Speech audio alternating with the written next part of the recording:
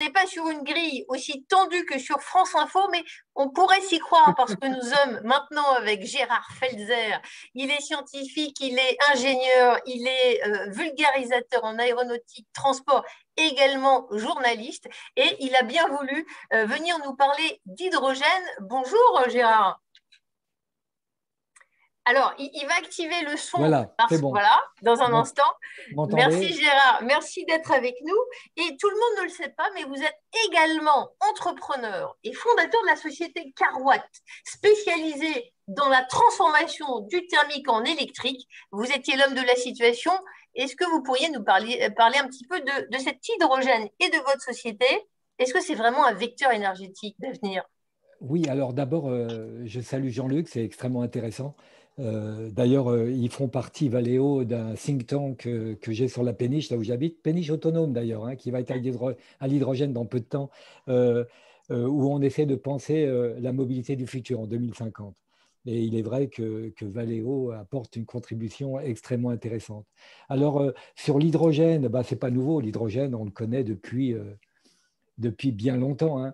Et donc, ce qu'on ne sait pas faire, ou ce qu'on ne savait pas faire jusqu'à maintenant, c'était une fabrication qui soit vertueuse. C'est-à-dire 95% de l'hydrogène aujourd'hui est produit à partir de matières fossiles, à partir du gaz notamment. Alors, on se réveille un petit peu aujourd'hui parce qu'il y a l'environnement qui est rentré dans nos mœurs. Et donc, on essaye de trouver d'autres solutions pour fabriquer de l'hydrogène, surtout le stocker derrière et l'utiliser. Alors, on a plusieurs façons, hein. On a l'électrolyse d'abord, parce que l'hydrogène, on le trouve sous la forme de l'eau, hein, H2O. Et l'électrolyse, ça veut dire qu'en produisant du courant, bon, si possible en énergie renouvelable, avec des éoliennes par exemple, on est capable de craquer l'eau et sortir le H2 du H2O. Ça, c'est une première chose.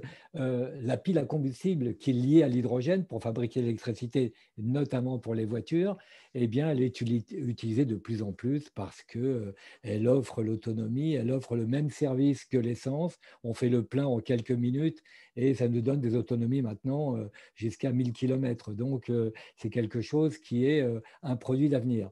Alors, ça, c'est joli, l'hydrogène, mais le problème, c'est encore un peu cher. Alors, un peu cher pour plusieurs raisons. D'abord, à fabriquer. Il faut trouver les énergies, il faut les consacrer. On parle aujourd'hui d'éoliennes en mer, des champs d'éoliennes pour fabriquer et stocker l'hydrogène. Alors, l'hydrogène, on la stocke soit sous forme gazeuse, et ça nécessite des bouteilles gonflées à 700 voire 1000 bars aujourd'hui, qui est un problème pour les voitures, mais ça, c'est le travail de Valeo, entre autres, enfin, j'espère en tous les cas. Et puis, sous forme liquide. Mais le problème, sous forme liquide, ça prend beaucoup moins de place, mais c'est des bouteilles thermos qu'il faut maintenir à moins 253 degrés. Et ça pose des problèmes de déperdition d'une part, et ça coûte cher d'autre part. Ce qui coûte cher également, c'est les piles à combustible. La pile à combustible, c'est quoi? C'est une boîte dans laquelle il y a une cloison qui est en pardon, vous allez m'aider, Jean-Luc, euh, euh, en matière extrêmement chère, parce qu'elle ne laisse passer que les neutrons, elle ne laisse pas passer les électrons. Et donc, du coup, les électrons sont obligés de faire le tour de la plaque pour repartir derrière. Et donc, ça crée de l'électricité et de la chaleur. Sauf qu'une pile à combustible qu'on emploie dans l'espace, par exemple la station internationale, depuis le début de l'astronautique, eh bien, c'est quelque chose qui est bien connu et qui est utilisé dans la plupart des voitures. D'ailleurs, des grands constructeurs fabriquent eux-mêmes les piles à combustible, fabriquent eux-mêmes leurs bouteilles pour stocker l'énergie, et pour ne pas les nommer Toyota, Hyundai, etc. Et c'est quelque chose qui va se généraliser, je pense, avec des nouvelles habitudes. Donc oui, l'hydrogène, j'y crois. Elle est encore un peu chère. Il va falloir installer des stations comme les stations-service d'hydrogène. Et une station, ça coûte très cher. Ça coûte cher aussi à transporter, mais on n'a pas trop le choix. Donc, pour moi, c'est une énergie d'avenir. Ça ne sera pas du tout hydrogène, loin de là, hein. Il y a Air Liquide qui investit actuellement 7 milliards d'euros pour la filière hydrogène, en espérant pouvoir capter à peu près 18% d'apport énergétique grâce à l'hydrogène. Voilà, donc je vous parlerai de Carwatt dans un deuxième temps. Oui, merci Gérard. J'aimerais passer la parole à nos jeunes. Ils sont toujours là. Tu n'es pas le moins jeune de nos participants, hein. Quand je te vois sur ta péniche, on te connaît. Solène, vous parleriez bien mieux que moi de ces aspects techniques. Je vous donne la parole sur l'hydrogène, Solène.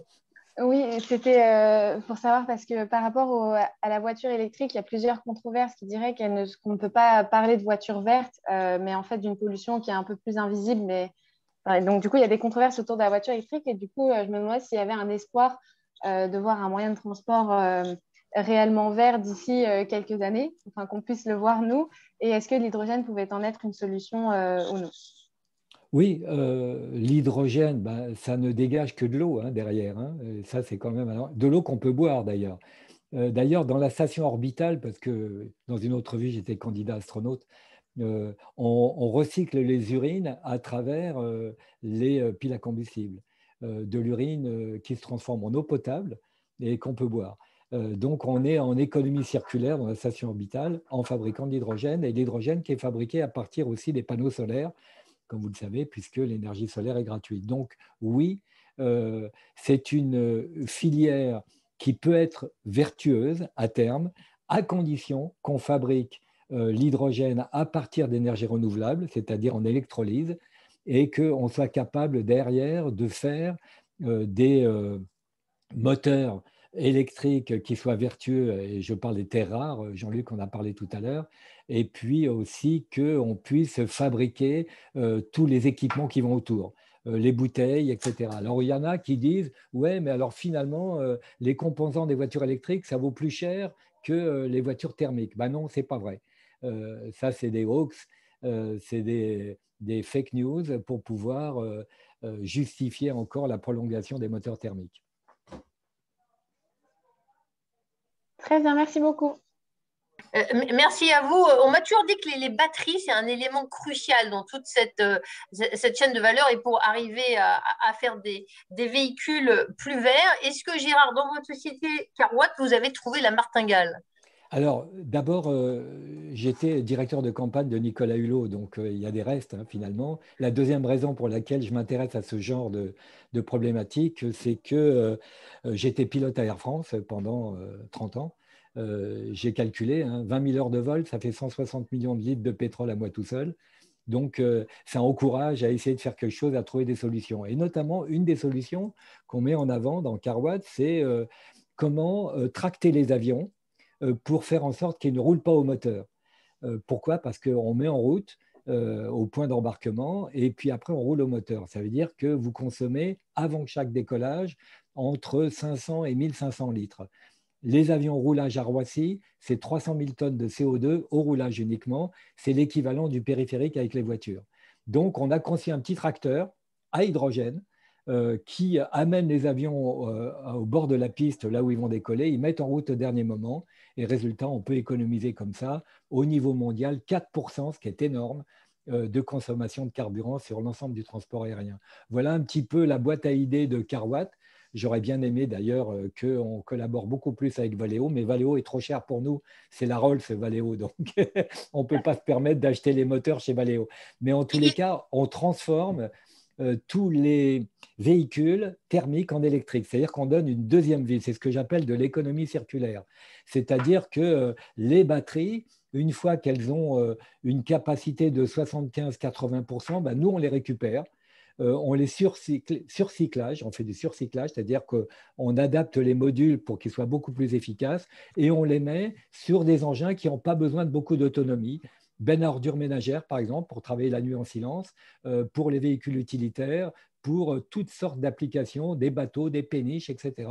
Donc, j'ai électrifié des panneaux, des péniches sur le Nil pour les touristes, pour voyageurs du monde, pour ne pas les nommer, des Toyota 4x4 Land Cruiser pour les safaris en Afrique.